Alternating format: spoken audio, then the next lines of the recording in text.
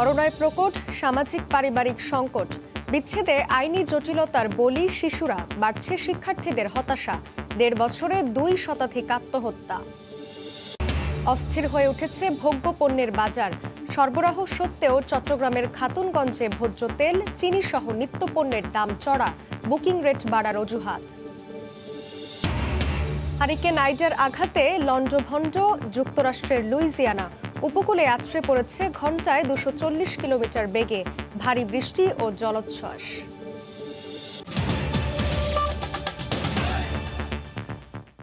সময় সংবাদের সঙ্গে আছি আমি জান্নাতুল সাদিয়া।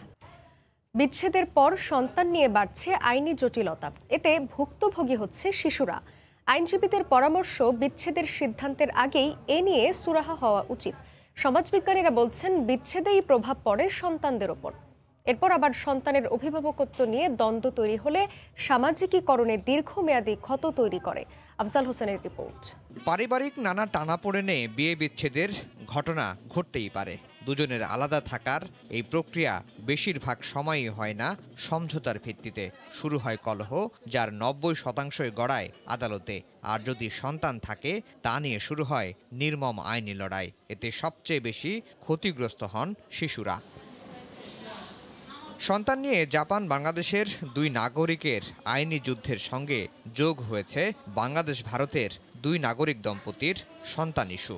দুটি ক্ষেত্রেই সন্তানরা কার কাছে থাকবে তা নিয়ে টানা হেঁচড়া করতে দেখা গেছে। আইনজীবীরা বলছেন, সন্তানদের মুখের দিকে তাকিয়ে হলেও এসব বিষয়ে দুজনকেই ছাড় দেওয়ার মানসিকতা থাকতে হবে। বিচ্ছেদের আগে সন্তানরা কার কাছে থাকবে তারও ফয়সালা হওয়া উচিত। এই ছাড় দেওয়ার সাইকোলজিটা আমাদের নতুন যুগের লোকজনের নাই।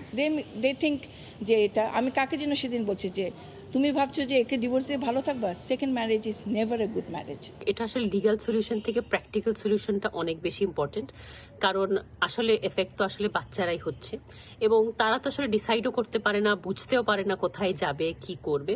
কিন্তু এটা যদি এমিকেবলি সেটেল করা যেত তাহলে সুবিধা হতো। আসলে কার কাছে থাকবে এটা কিন্তু মানুষ টু মানুষ ভ্যারি করে, যেটা আসলে কোর্ট ছাড়া নির্ণয় করা খুবই ডিফিকাল্ট হয়ে যায়। সমাজবিজ্ঞানীরা বলছেন, স্বামী স্ত্রীর কলহের বলি হয় সন্তানরা। প্রভাব পড়ে সামাজিকীকরণ প্রক্রিয়া সহ মনস্তত্ত্বে। তার ভিতরে এক ধরনের বিচ্ছিন্নতা বোধ ডেভেলপ করে। সে সমাজ থেকে, পরিবার থেকে, রাষ্ট্র থেকে, তার সংস্কৃতি থেকে নিজেকে বিচ্ছিন্ন করে দেওয়ার চেষ্টা করে। সাম্প্রতিক সময়ে বিয়ে বিচ্ছেদের হার বেড়েছে সন্তানদের অভিভাবকত্ব নিয়ে মামলার সংখ্যাও। গত বছর পারিবারিক আদালতে মামলা হয়েছে ৮৫০০। এবছর এ সংখ্যা আরও বেড়েছে বলে মনে করেন আইনজীবীরা। আফজাল হোসেন, সময় সংবাদ, ঢাকা। দীর্ঘ ১৭ মাস ধরে বন্ধ দেশের সব শিক্ষা প্রতিষ্ঠান। এ সময়ে নানা কারণে আত্মহত্যার পথে পা বাড়িয়েছেন ২০১ জন শিক্ষার্থী। অনেকেই ভুগছেন মানসিক যন্ত্রণায়। শিক্ষাবিদ ও শিক্ষা গবেষকরা বলছেন, সনদ ও ফল নির্ভর শিক্ষা ব্যবস্থা শিক্ষার্থীদের সামাজিকীকরণে কোনো ভূমিকা রাখতে পারছে না বলেই শিক্ষার্থীরা এ ভয়াবহ সিদ্ধান্ত নিচ্ছেন। মানসিক স্বাস্থ্য সুরক্ষায় শিক্ষার্থীদের বিশেষ কাউন্সেলিং চালুর পরামর্শ মনোবিজ্ঞানীদের। আরও জানাচ্ছেন শাকির আহমেদ। ঢাকা বিশ্ববিদ্যালয়ের মার্কেটিং বিভাগের শিক্ষার্থী নাজমুস সাকিব। চলতি বছর তার চাকরিতে প্রবেশের কথা থাকলেও এখনো শেষ হয়নি শিক্ষা জীবন। এখন তার কপালে চিন্তার ভাঁজ। পারিপার্শ্বিক অবস্থায় আসলে মানসিক চাপ এত বেশি হয়ে যায় যে ক্যারিয়ার গোছানো সম্ভব হয়ে ওঠে না। যে একাডেমিক যে কার্যক্রমগুলো আছে সেগুলোতে ফোকাস করতে পারি না। একটা লম্বা সময় ধরে আমাদের ভোগাবে। শুধু সাকিবই নন, অতিমারি কোভিড-১৯-এর কারণে ২০২০ সালের মার্চ থেকে বন্ধ সব শিক্ষা প্রতিষ্ঠান। তাই ঘরবন্দি শিক্ষার্থীরা। এই সময়ে নিঃসঙ্গতা, মানসিক বিষণ্ণতা, আর্থিক ও সম্পর্কের টানাপোড়েন এবং বেকারত্বের কারণে অনেকেই ভুগছে ভয়াবহ মানসিক সমস্যায়। অনলাইনে কথা আর সরাসরি কথা বলার মধ্যে কিন্তু একটা তফাৎ আছে। এর ফলে কিন্তু আমাদের মানসিকভাবে বিপর্যয়গ্রস্ত হচ্ছি আমরা সকলে।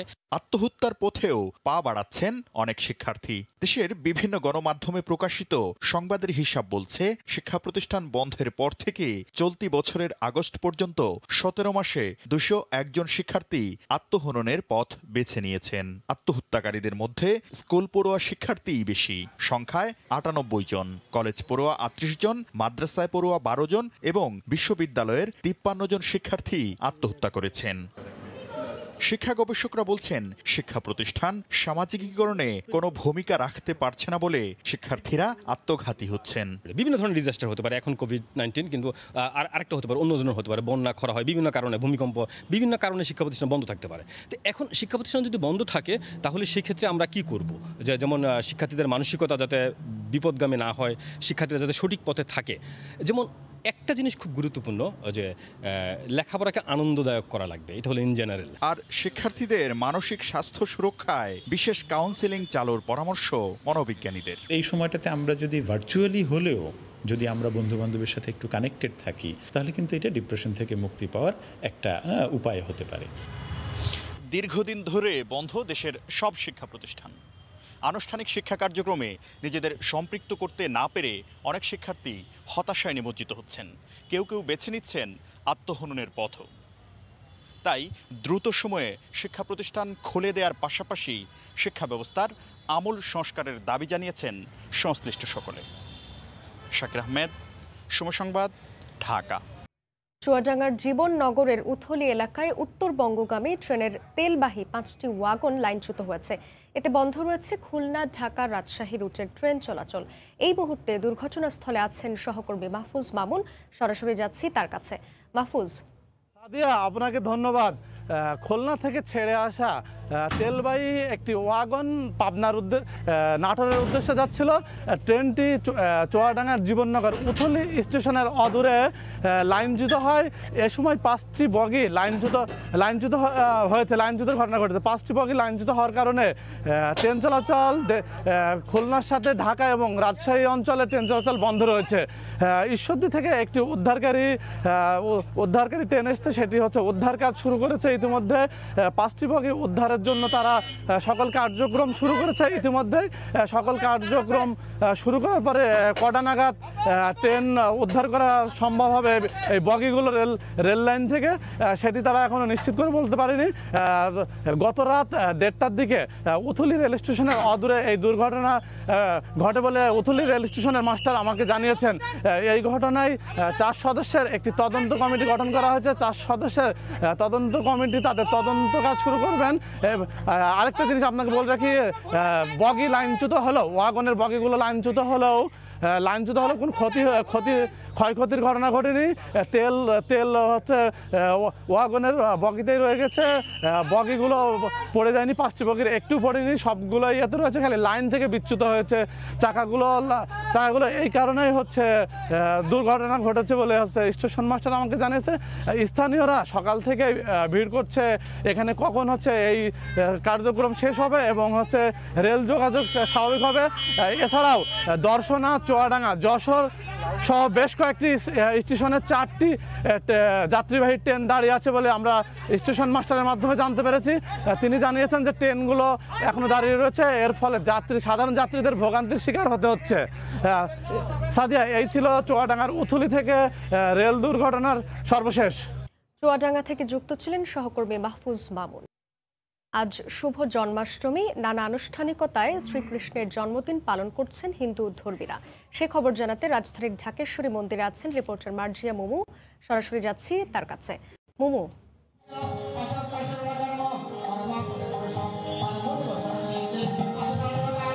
আজ শুভ জন্মাষ্টমী, ভগবান শ্রীকৃষ্ণের জন্মদিন। সনাতন ধর্মাবলম্বীদের মধ্যে কংস রাজার কারাগারে স্বয়ং ভগবান মানুষ রূপে এদিন জন্ম নিয়েছিলেন এবং তার জন্মের মূল উদ্দেশ্যই ছিল পৃথিবীতে ন্যায় বিচার প্রতিষ্ঠা করা। এই মুহূর্তে রয়েছে আমি ঢাকেশ্বরী মন্দিরে, যেখানে সনাতন ধর্মাবলম্বীরা তারা পরম শ্রদ্ধায় পূজা অর্চনা করছেন এবং ভগবানের জন্মের দিনটি তারা উদযাপন করছেন। আজ সকাল থেকেই মূলত গীতা যজ্ঞের মধ্য দিয়ে এবং প্রার্থনার মধ্য দিয়ে জন্মাষ্টমীর আনুষ্ঠানিকতা শুরু হয় এবং সেই থেকে পুরো মন্দির জুড়ে কিন্তু এখন অসংখ্য কৃষ্ণ ভক্ত তারা কিন্তু রয়েছেন এবং পুরুষ ঠাকুর তিনি কিন্তু মন্ত্র পাঠ করছেন এবং হোমাগ্নি দিচ্ছেন এবং যারা ভক্তরা রয়েছেন তারা কিন্তু যেহেতু করোনা মহামারী তারা স্বাস্থ্যবিধি মেনে আজকে অনুষ্ঠান পালন করছেন এবং তারা কিন্তু নিরাপদ দূরত্ব রেখে এই অনুষ্ঠানটি পালন করছেন এবং শুরু থেকে কিন্তু তারা বলছেন যে এই মহামারীতে তাদের এবারের জন্মাষ্টমীর একটাই প্রার্থনা যাতে করোনা মুক্ত হয় বাংলাদেশ এবং যত অশুভ শক্তি আছে তারা যেন পরাজিত হয়, অর্থাৎ ভগবান শ্রীকৃষ্ণের এই জন্মদিন যেটি জন্মাষ্টমী নামে পরিচিত সেটি কিন্তু প্রার্থনা এবং দেশ ও দেশবাসীর মঙ্গল কামনার মধ্য দিয়ে উদযাপিত হচ্ছে। যদি একটি বিষয় জানতে চাই যে অসংখ্য ভক্ত যারা রয়েছেন হাজারো মানুষ তারা কিন্তু শিশু থেকে শুরু করে কিশোর তরুণ বয়সী কিংবা বলা চলে সব বয়সের এবং শ্রেণী পেশার যারা সনাতন ধর্মাবলম্বী রয়েছেন তারা কিন্তু এই মুহূর্তে ঢাকেশ্বরী মন্দিরে রয়েছেন এবং তারা কিন্তু এই উদযাপনটি সামিল হচ্ছেন। বলা হয়ে থাকে যে পুরাণে যে অত্যাচারী কংস রাজার আসনে কিন্তু সময় শাসনামলে শ্রীকৃষ্ণ তিনি মানব রূপ ধারণ করে পৃথিবীতে অবতরণ করেছেন এবং তিনি কিন্তু এই পৃথিবী থেকে অত্যাচার মুক্ত করার জন্য তিনি এসেছিলেন এবং এই মুহূর্তে আসলে কিন্তু একটি ধর্মীয় গান পরিবেশনা হচ্ছে, আমরা সেই গানটি আসলে একটু শুনতে চাইব।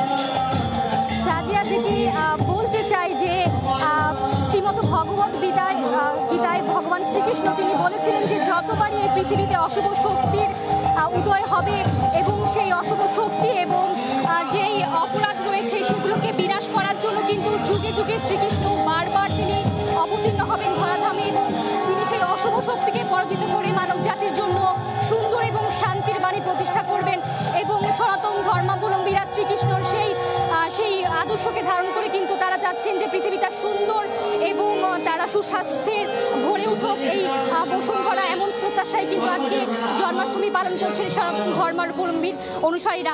সাদিয়া, রাজধানীর ঢাকেশ্বরী মন্দির থেকে যুক্ত ছিলেন রিপোর্টার মার্জিয়া বুবু। পর্যাপ্ত সরবরাহ থাকা সত্ত্বেও শুধুমাত্র আন্তর্জাতিক বাজারে বুকিং রেট বাড়ার অজুহাতে অস্থির হয়ে উঠেছে দেশের ভোগ্যপণ্যের বাজার। প্রতিদিনই লাফিয়ে লাফিয়ে বাড়ছে ভোজ্য তেল, চিনি এবং ডালের মতো নিত্য প্রয়োজনীয় পণ্যের দাম, অথচ এই মুহূর্তে দেশে ভোগ্যপণ্যের কোনো সংকট নেই বললেই চলে। বিস্তারিত জানাচ্ছেন কমল দে। দেশের সবচেয়ে বড় ভোগ্যপণ্যের পাইকারি বাজার চট্টগ্রামের খাতুনগঞ্জের প্রতিটি গুদাম পণ্যের ঠাসা, রাস্তায় পণ্যবাহী গাড়ির সারিও রয়েছে। পণ্য সরবরাহে কোনো ঘাটতি নেই বললে চলে, তারপরও নানা অজুহাতে বাড়ছে অধিকাংশ ভোগ্যপণ্যের দাম।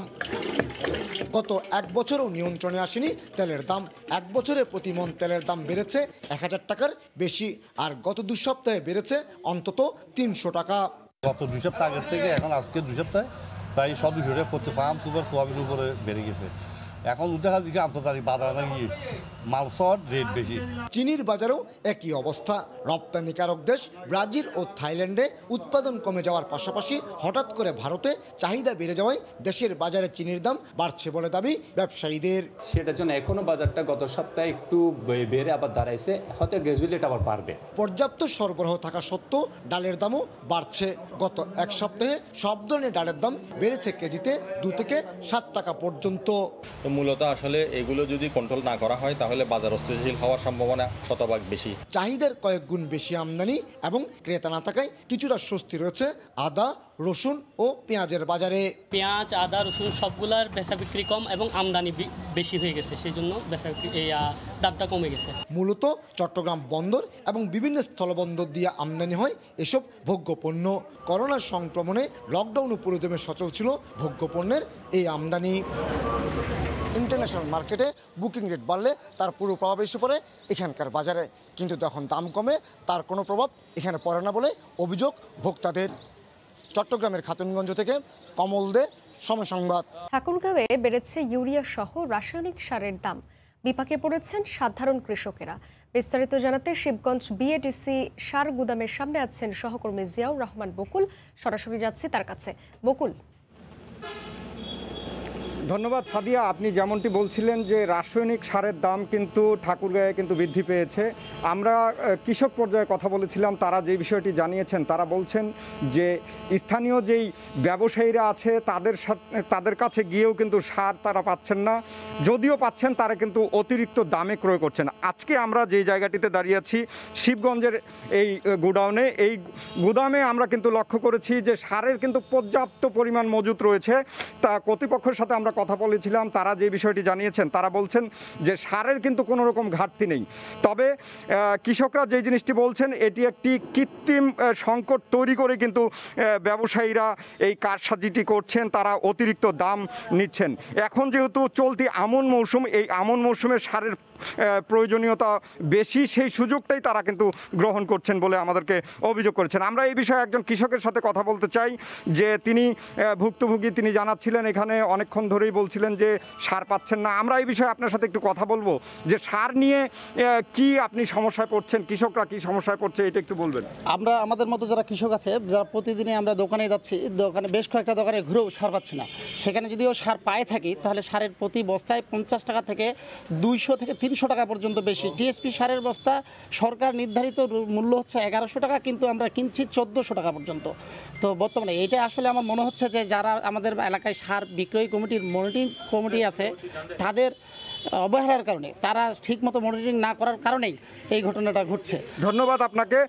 আমরা যেমনটি শুনছিলাম সাদিয়া, যে তিনি বলছিলেন যে মনিটরিংয়ের অভাব রয়েছে, বাজার যে মনিটরিং আছে সেটি কিন্তু মনিটরিং অব্যাহত থাকলেই এই সারের যে ন্যায্য মূল্য সেই তা দিয়ে কিন্তু ক্রয় করতে পারবে কৃষকরা। তো এই ছিল আমার কাছে সর্বশেষ।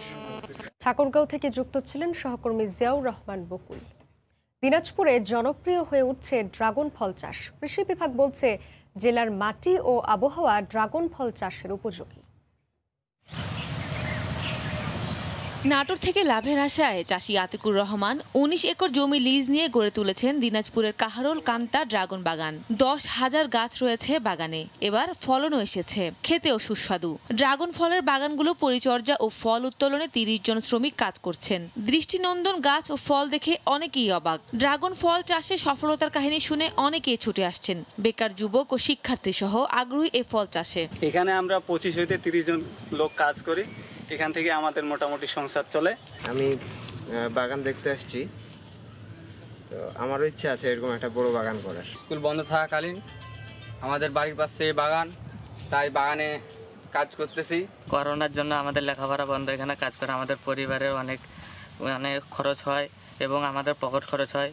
বাজারজাতকরণের সমস্যা তুলে ধরে বাগান মালিক বললেন, সরকারের পৃষ্ঠপোষকতা পেলে এই ফল চাষ করে অনেকে স্বাবলম্বী হতে পারবে। বাজারজাত ব্যবস্থাপনা এতটাই খারাপ যে বছরে আমরা যারা এরকম ফল বাগানে আছি, আমরা অনেক লোকসান বা ক্ষতির সম্মুখীন হতে যাচ্ছি। কৃষি বিভাগ বলছে জেলার মাটি ও আবহাওয়া ড্রাগন চাষের জন্য উপযোগী। আম, লিচু বা এরকম কোনো ফল উৎপাদন করা যায় না, সেই সমস্ত জায়গাতেও কিন্তু যে অতি অল্প পরিসরেও কিন্তু 2-3টা ড্রাগনের ঝোপ আমরা করতে পারি। চলতি বছর দিনাজপুরে 71 হেক্টর জমিতে ড্রাগন ফলের চাষ হয়েছে। প্রতি বছর ড্রাগন ফল স্থানীয় বাজারে 350 টাকা থেকে 450 টাকা পর্যন্ত বিক্রি হচ্ছে। সময় সংবাদ, দিনাজপুর।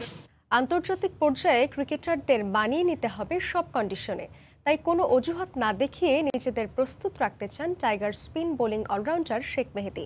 ব্যাটিং অর্ডারে যেখানেই সুযোগ পান সেখানেই দলের জন্য কার্যকর পারফরমেন্স করার প্রত্যাশা মেহেদীর। আর আফিফ শামীমদের বিশ্বমানের ফিল্ডিং থেকে নিজেও শিখতে চান এই তরুণ ক্রিকেটার। আমাদের টিমে মোস্তাফিজ আছে, সাকিব ভাই আছে, শরীফুল খুব ভালো করতেছে। তো যার যার থেকে সে খুব সবাই ভালো করতেছে এবং আমার নিজেরও আরও ইমপ্রুভ করতে হবে, নিজের ইনশাল্লাহ আরও সামনের দিকে এগিয়ে নেওয়ার জন্য বাংলাদেশ টিমের জন্য নিজের আরও মিলে ধরতে হবে। ব্যাটিং কন্ট্রিবিউশনটা টিমের জন্য খুবই ইম্পর্টেন্ট, সেটা আপনার 10 রান হোক বা 5 রান হোক বা 20 রান হোক, টিমের পছন্দ মতন যেখানে টিম ম্যানেজমেন্ট থেকে আমাকে বলা হয় আমি অবশ্যই চেষ্টা থাকি সেইখান থেকে ইমপ্রুভ করার। ফিল্ডিং সাইডটা আমাদের যেমন আফিফ, শামীম, শান্তদের মতন ভালো ফিল্ডার আছে আমাদের দেশে। তো ওদের ফিল্ডিং আসলে ম্যাচ চলাকালীন আমরা খুব এনজয় করি, যে ওদের থেকে আমরা বিশেষ করে আমি নিজে ওদের থেকে শিখতে চাই। সময় সংবাদের শীর্ষ সংবাদগুলো জানিয়ে দিচ্ছি আরেকবার। করোনায় প্রকট সামাজিক পারিবারিক সংকট, বিচ্ছেদে আইনি জটিলতার বলি শিশুরা, বাড়ছে শিক্ষার্থীদের হতাশা, ১.৫ বছরে ২ শতাধিক আত্মহত্যা। হারিকেন আইটার আঘাতে লন্ডভন্ড যুক্তরাষ্ট্রের লুইজিয়ানা, উপকূলে আছড়ে পড়েছে ঘন্টায় ২৪০ কিলোমিটার বেগে ভারী বৃষ্টি ও জলোচ্ছ্বাস। এ ছিল সময় সংবাদের, সঙ্গে থাকুন সময়।